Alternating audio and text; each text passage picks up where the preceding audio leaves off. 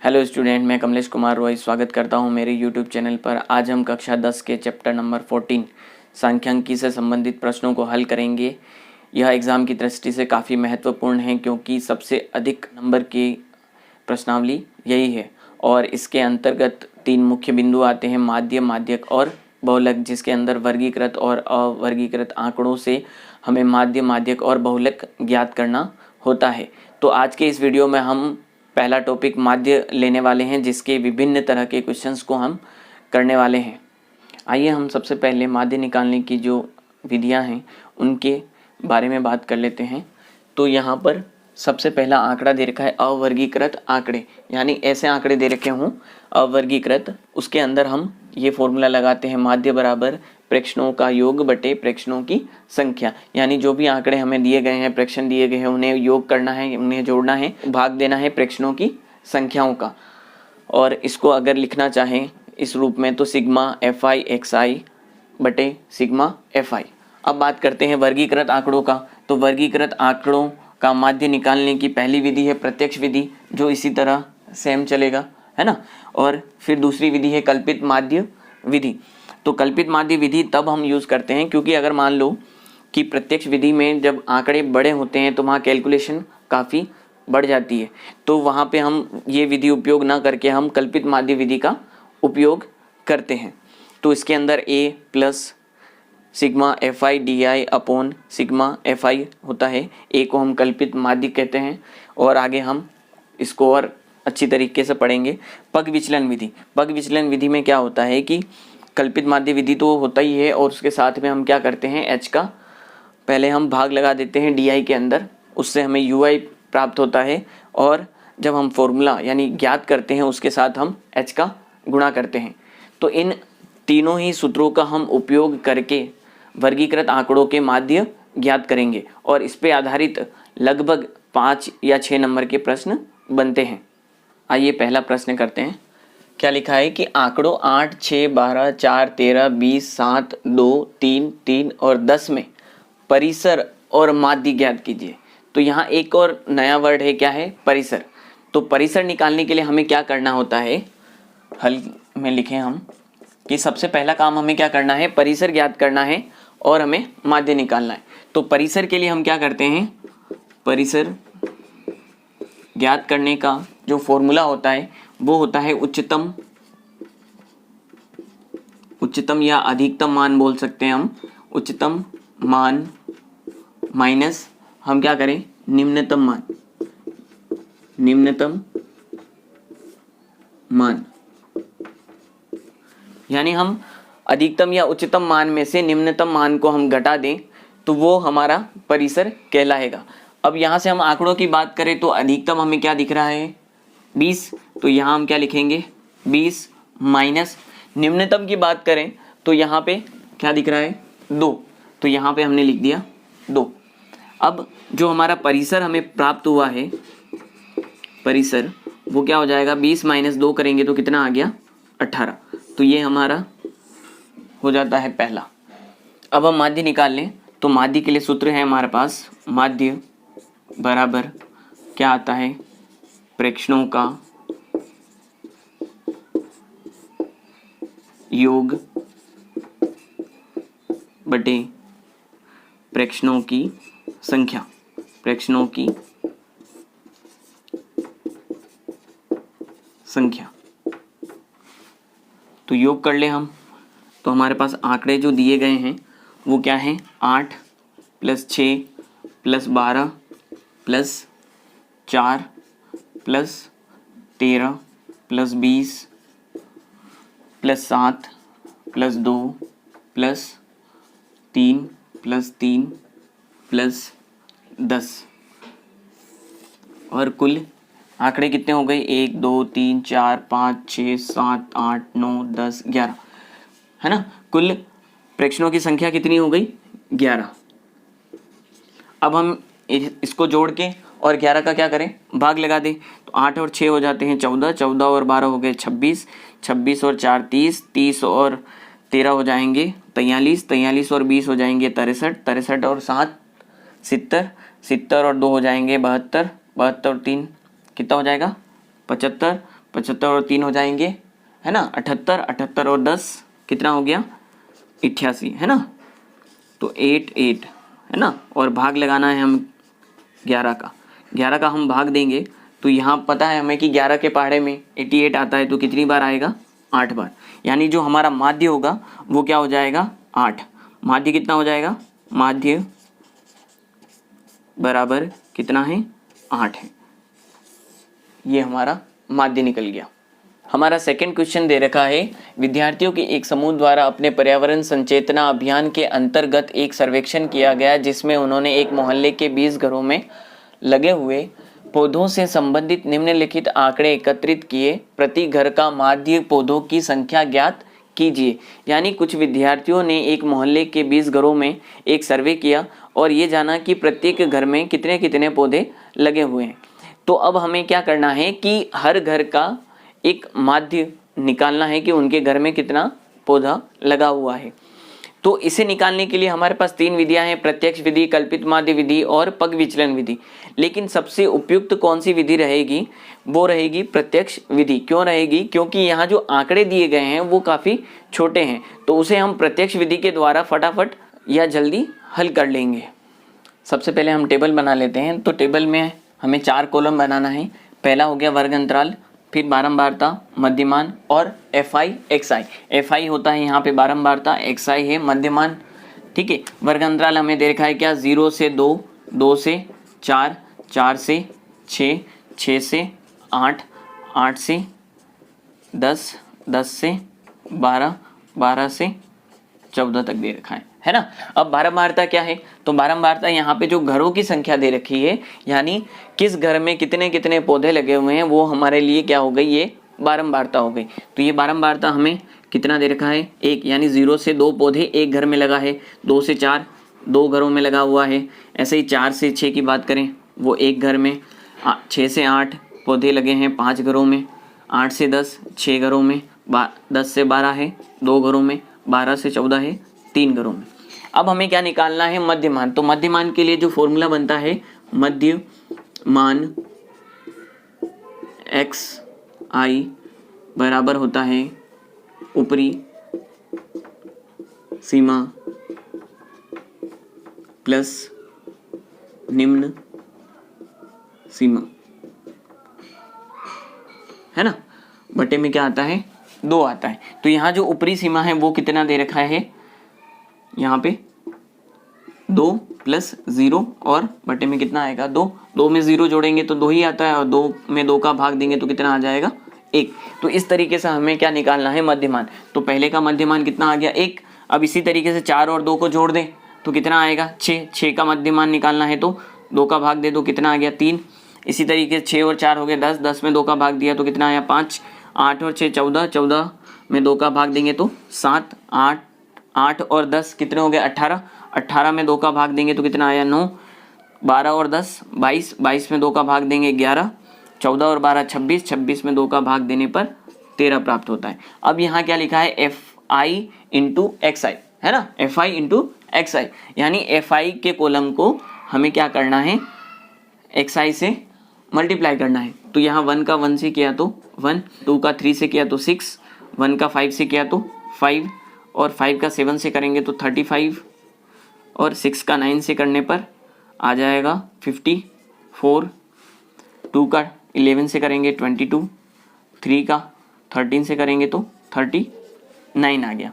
अब हमें क्या करना है कि माध्य निकालना है। तो इसमें माध्य के लिए जो प्रत्यक्ष विधि वाला सूत्र है वो है माध्य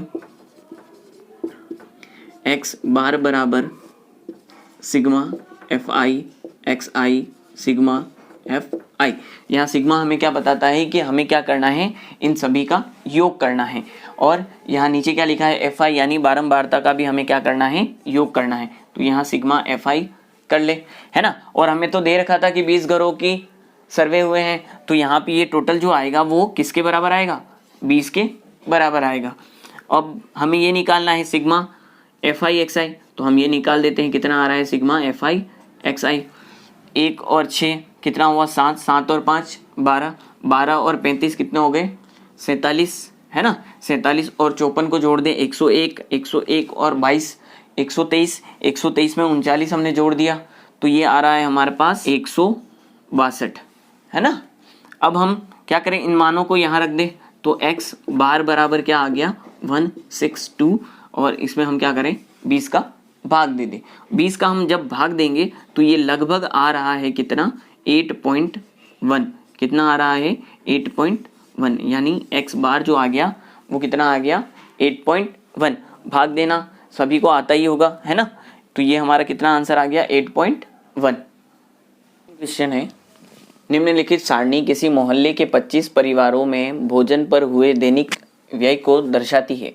दैनिक व्यय दे रखा है रुपयों में, 100 से 150, 150 से 200 5 परिवार है, 200 से 250 12 परिवार, 250 से 300 2 परिवार और 300 से 350 2 परिवार दैनिक व्यय करती है भोजन के ऊपर। यहाँ लिखा है एक उपयुक्त विधि द्वारा भोजन पर हुआ माध्य व्यय हमें ज्ञात करना है।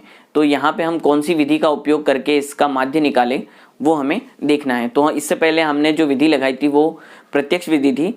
अभी क्योंकि यहाँ पे जो आंकड़े हैं वो बड़े हैं तो यहाँ हम प्रत्यक्ष विधि ना लगाकर यहाँ पे हम जो विधि लगाएंगे वो होगी कल्पित माध्य विधि। उसके लिए हम पहले ये सारणी बना ले। उसमें पहला तो जो कॉलम बनेगा वो वर्ग अंतराल होगा, दूसरा बारंबारता, तीसरा बनता है यहाँ पे मध्यमान जिसको हम एक्स आई लिखते हैं। चौथा जो कॉलम बनता है वो होता है D I X I minus A, और लास्ट में आता है F I into D I, है ना। उससे पहले हम यहाँ पे लिख दें वर्ग अंतराल जो हमें दे रखा है, क्या दे रखा है 100 से 150, उसकी बारंबारता कितनी है 4, फिर है 150 से 200, उसकी बारंबारता हमें दे रखी है 5, फिर है 200 से 250, उसकी बारंबारता 12 है, फिर 250 से 300, उसकी बारंबारता 2 दे रखी है, फिर 300 से 350, उसकी जो बारंबारता है वो भी 2 दे रखी है। अब हमें क्या करना है, मध्यमान निकालना है। तो मध्यमान निकालने के लिए हम क्या करते हैं कि मध्यमान बराबर यानी एक्स आई बराबर क्या आता है ऊपरी सीमा प्लस निम्न सीमा, क्या आता है निम्न सीमा, और उसमें 2 का भाग लगा देते हैं। तो यहाँ ऊपरी सीमा क्या है 150 प्लस निम्न सीमा क्या है 100, दोनों को जोड़ दिया कितना हुआ 250, उसमें 2 का भाग दे दिया तो कितना आ गया 125, है ना। कितना आ गया 125, तो यहाँ पे कितना आ जाएगा 125। ऐसे ही इन दोनों को हम जोड़ देंगे तो 200 और 150 हो जाएगा 350, और 350 का आधा कितना होता है 175, है ना 175। तो यहाँ पे कितना आ जाएगा 175। और हम ऐसे भी निकाल सकते हैं कि यहाँ पे जो अंतर है वर्ग अंतराल में वो 50-50 का है, तो यहाँ जो मध्यमान का जो अंतर होगा वो भी 50 का होगा। तो यहाँ पे अगला होगा 225, फिर होगा 275, फिर हो जाएगा 325। इस तरीके से ये मध्यमान आ गया है। अब हमें क्या करना है, एक ए यानी कल्पित माध्य मानना पड़ेगा, और उस कल्पित माध्य को हमें क्या करना है सभी मध्यमान में से घटाना पड़ेगा, है ना। तो ये यहाँ पे क्या था 150 प्लस 2 था, है ना यहाँ पे। अब हमें क्या करना है, एक ए यानी कल्पित माध्य मानना है। तो कल्पित माध्य हम क्या करेंगे, बीच वाला जो मान है वो हम मान लेते हैं। तो यहाँ पे बीच में क्या है 225। वैसे तो हम कोई भी मान सकते हैं मतलब कल्पित माध्य के रूप में, लेकिन अगर हम बीच वाला लेते हैं तो उससे हमारे पास जो संख्याएं आएगी वो एक छोटी आएगी, और अगर हम यहाँ लेते हैं बड़ी तो यहाँ से जब हम माइनस करेंगे तो वो संख्याएं बहुत बड़ी आएगी, कैलकुलेशन वापस बड़ी हो जाएगी, तो फिर वो फायदा नहीं रहेगा। तो यहाँ पे हमें क्या करना है, मध्य का मान लेना है। तो यहाँ पे मध्यमान हमने क्या ले लिया, मध्यमान का कल्पित माध्य 225। अब यहाँ 225 आ गया, तो अब क्या करना है कि सब xi में से हमें a यानी माइनस करना है 225 को। तो 225 को इसमें से हम माइनस करेंगे तो यहाँ पे माइनस का कितना आ जाएगा 100, है ना, क्योंकि a क्या है बड़ा है और xi छोटी संख्या है तो माइनस में आएगा। तो माइनस का 100, यहाँ पे आ जाएगा माइनस का 50। 225 में से 225 घटाएंगे तो कितना आएगा 0। यहाँ पे प्लस का आ जाएगा 50 है ना, और यहाँ पे प्लस का कितना आ गया 100 आ गया। अब हमारा जो अगला कॉलम है वो क्या है, F I into D I है ना, एफ आई डी आई।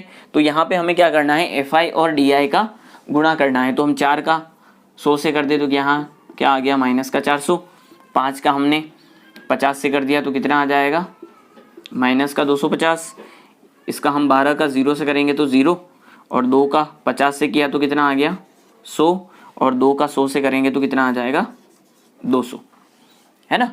अब कल्पित माध्य का जो सूत्र है वो लिख लेते हैं। तो यहाँ पे कल्पित माध्य का सूत्र था A प्लस क्या है सिग्मा एफ आई डी आई, नीचे क्या आता है सिग्मा एफ आई, यानी हमें एफ आई डी आई का योग करना है और सिग्मा एफ आई का योग करना है। तो यहाँ तो 25 दे रखा था हमें पहले ही, 25 परिवारों का है, तो यहाँ पे सिग्मा एफ आई कितना होगा 25। इसको हम जोड़ ले तो ये जोड़ने पे कितना आ रहा है देखो, 400 और 250 कितना आया 650, और 100 और 200 कितने हो जाएंगे 300, यानी 650 में से 300 माइनस करना पड़ेगा हमें, क्योंकि माइनस की संख्या और ये प्लस की संख्या है। तो यहाँ पे जो आएगा हमारे पास sigma F I D I वो माइनस की संख्या होगी कितनी 350।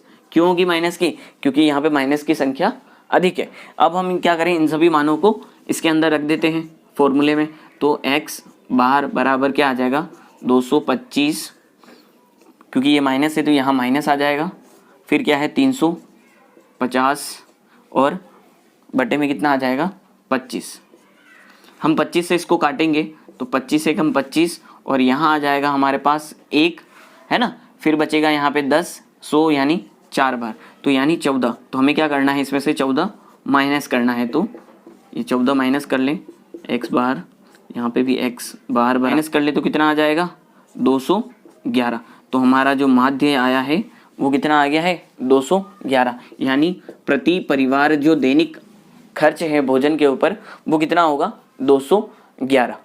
फोर्थ क्वेश्चन है, यदि निम्नलिखित बारंबारता बंटन का माध्य 7.5 हो तो p का मान ज्ञात कीजिए। यहाँ x दे रखा है 3, 5, 7, 9, 11 और 13, और यहाँ पे y का मान दे रखा है। तो y यहाँ पे हमारे लिए क्या हो जाएगी फ्रीक्वेंसी, यानी कि बारंबारता। तो इसके लिए हम सबसे पहले क्या करें, टेबल बना लेते हैं। यहाँ पे आ गया x और ये क्या हो गया f है ना, और लास्ट में हम क्या करेंगे f(x) निकालेंगे। तो यहाँ पे f(x) निकालने के लिए यहाँ पे पहले क्या दे रखा है, x का मान 3, 5 और क्या दे रखा है 7, फिर हमें दे रखा है 9, 11 और दे रखा है हमें 13। इस तरीके से हमें यहाँ नंबर दे रखे।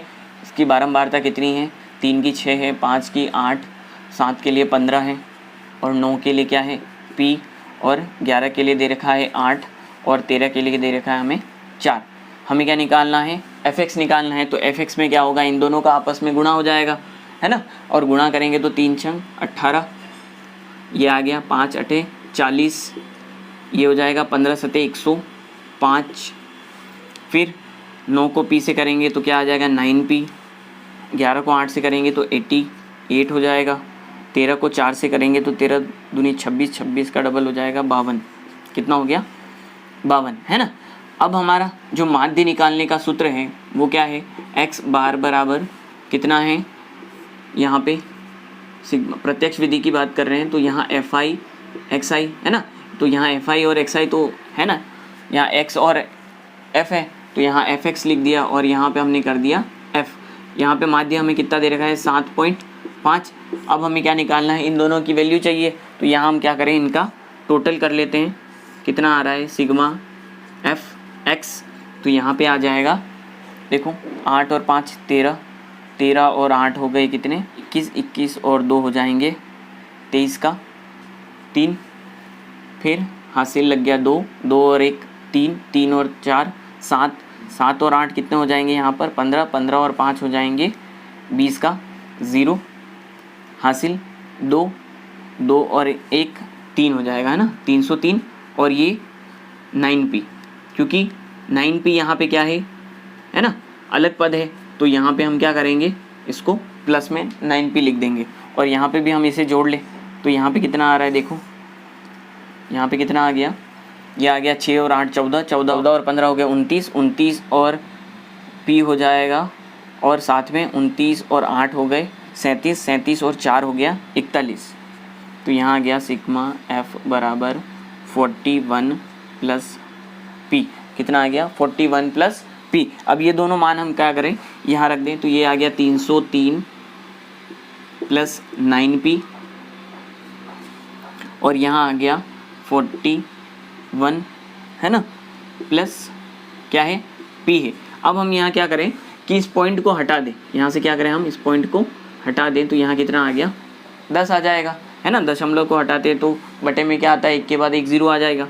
अब हम क्या करें, इसको क्रॉस मल्टीप्लाई कर लेते हैं। क्या करें, क्रॉस मल्टीप्लाई कर लें, तो यहाँ पे कितना आ जाएगा 75 को हम 41 से गुणा करेंगे, तो यहाँ आ जाएगा 75 इंटू 41, फिर प्लस क्या आ जाएगा p इंटू 75, तो 75 p हो जाएगा। इसको हम 10 से करेंगे तो ये आ जाएगा 303, फिर 0 हो जाएगा क्योंकि 10 का गुणा हो रहा है, प्लस ये हो जाएगा 90 p हो गया। क्या हो गया 90 p। अब इन दोनों को हम गुणा कर ले, तो इन दोनों को गुणा करेंगे तो 75 का यहाँ आ जाएगा 5 एक बार में, 7 हासिल में, इसको करेंगे तो 7 पंजे ये हो जाएगा 150, 300, 300 में 7 करेंगे तो ये हो जाएगा 307, है ना, 3075। फिर ये क्या आ गया 75p, और यहाँ पे क्या है 3030 प्लस 90p। अब हम p वाले को तो इधर लेके चले जाएंगे और इसको हम इधर पक्षांतरण कर ले, तो ये आ गया 3075 माइनस 3030 बराबर यहाँ क्या हो जाएगा 90p माइनस 75p। अब इसको हम माइनस कर ले तो 75 है ना, क्योंकि ये तो सेम है, 75 में से 30 माइनस कर लिया तो कितना आ गया 45, और यहाँ पे क्या आ जाएगा 90 माइनस 75p, तो ये हो जाएगा 15p। अब p का मान हमें निकालना है, तो p बराबर क्या हो जाएगा 45 बटे में क्या आ जाएगा 15, तो 15 का भाग देंगे तो यहाँ पे कितना आ गया, कट करेंगे तो ये आ जाएगा 3/1, यानी p का मान कितना हो गया 3 आ गया। ये यहाँ पे हमारा सवाल कंप्लीट हो जाता है।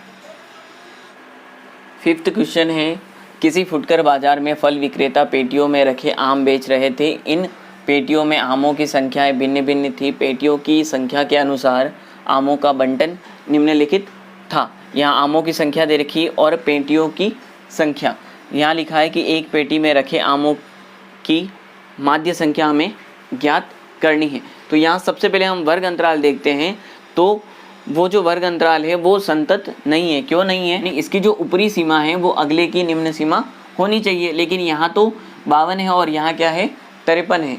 इसका मतलब इसका जो ये वर्ग है वो क्या है, संतत नहीं है। तो यहाँ हम लिखेंगे यह वर्ग संतत नहीं है, अतः यहाँ लगातार वर्गों के ऊपरी और निम्न सीमा का अंतर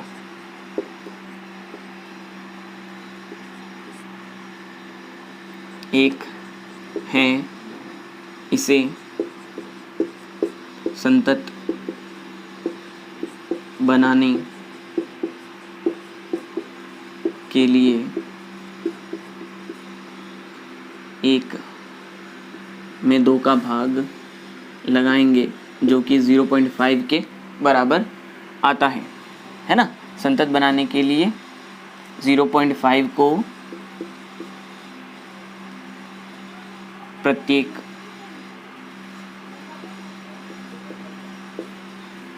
वर्ग में ऊपरी सीमा में जोड़ते हैं और निम्न सीमा से घटाते हैं। यानी दोनों का अंतर जो आया था हमारे पास वो कितना है, 1 के बराबर है ना। उसमें हम क्या करेंगे, 2 का भाग देंगे, वो कितना है 0.5। यानी ये 0.5 जो आया है हमें क्या करना है, प्रत्येक वर्ग में निम्न सीमा में से तो घटाना है और ऊपरी सीमा में हमें क्या करना है, जोड़ना है। तो इसके लिए हम क्या बना ले, सारणी बनाने के बाद यहाँ देखते हैं क्या आ रहा है, वर्ग अंतराल है ना।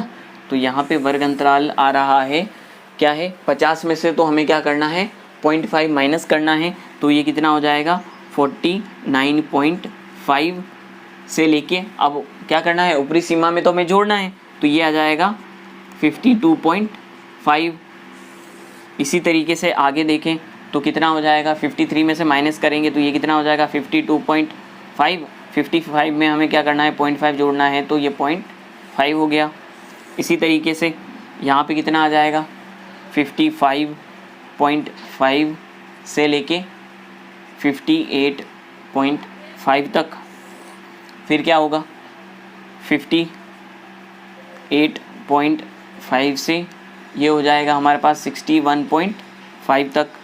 इसी तरीके से लास्ट वाले की बात करें तो वो आ जाएगा हमारे पास 61.5 से ये आ जाएगा 64.5 तक, है ना। तो अब ये वर्ग अंतराल हम देखते हैं ये क्या हो रहा है, ये पूरा संतत है, क्योंकि है ना इसकी जो ऊपरी सीमा है वो अगले की क्या है, निम्न सीमा है। तो ये हमारा जो वर्ग अंतराल है वो क्या है, संतत है। यहाँ पे जो बारंबारता हमें दे रखी है, बारंबारता है ना, जिसको हम क्या बोलते हैं, FI, वो कितनी है, यहाँ दे रखा है 15, फिर है 110, फिर हमें दे रखा है 135, फिर है 115 और 25। अब इसके आगे हम और बनाते हैं सारणी। तो यहाँ पे आएगा हमारे पास मध्यमान यानी कि XI। तो XI हम निकालेंगे, इन दोनों को हम प्लस कर दें तो ये आ जाएगा हमारे पास 50 और 52 यानी 102 आएगा। 102 का हम जब 2 का भाग देंगे तो यहाँ पे आ जाएगा हमारा 51, है ना। और यहाँ पे गैप कितना है, देखो कितना है, 3 का है, तो यहाँ भी 3 का आ जाएगा। तो यहाँ आ जाएगा बीच में हमारे पास 54, यहाँ आ जाएगा 57, यहाँ आ जाएगा हमारे पास 60, ये आ जाएगा हमारे पास 63, है ना, 63 हो गया। अब हम इसे किस विधि से कर रहे हैं, इसको हम कर रहे हैं पग विचलन विधि से। किससे करने वाले हैं, पग विचलन विधि द्वारा। तो उसका जो सूत्र बनता है यहाँ पे UI बराबर होता है XI माइनस A बटे में क्या आता है, H आता है। तो A यहाँ पे हमें मानना पड़ेगा, उससे पहले यहाँ और लिख दें कि FI इंटू UI होता है ना। A यहाँ हम मान ले कोई भी एक कल्पित माध्य, तो A बराबर यहाँ हो जाएगा 57, है ना। और H हमें निकालना है, तो H होता है कि जो वर्ग अंतराल हमें दे रखा है उनके बीच का जो अंतर है उसे हम मानक विचलन भी कहते हैं।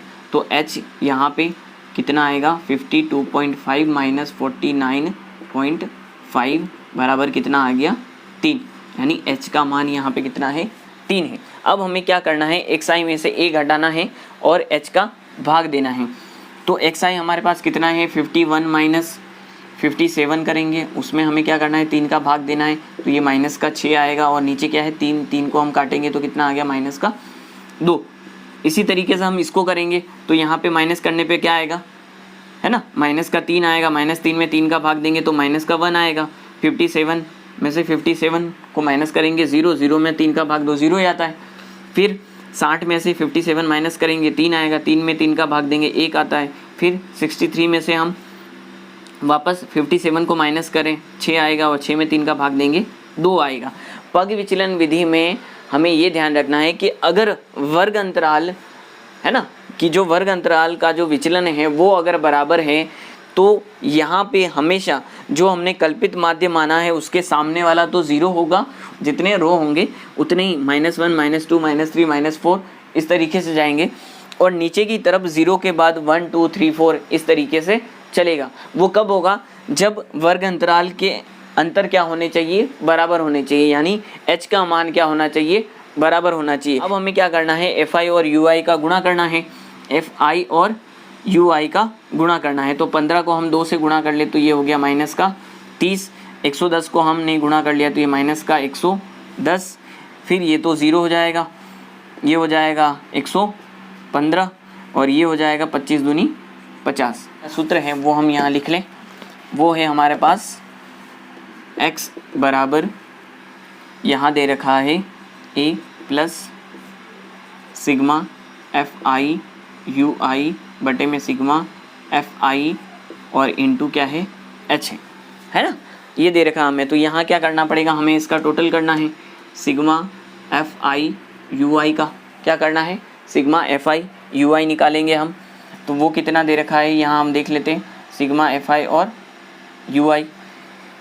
तो ये हो जाएगा कितना 140 और ये हो जाएगा हमारे पास 165 है ना। तो 165 में से 140 हम घटा ले तो कितना आ जाएगा, प्लस का 25, कितना आ गया, प्लस का 25।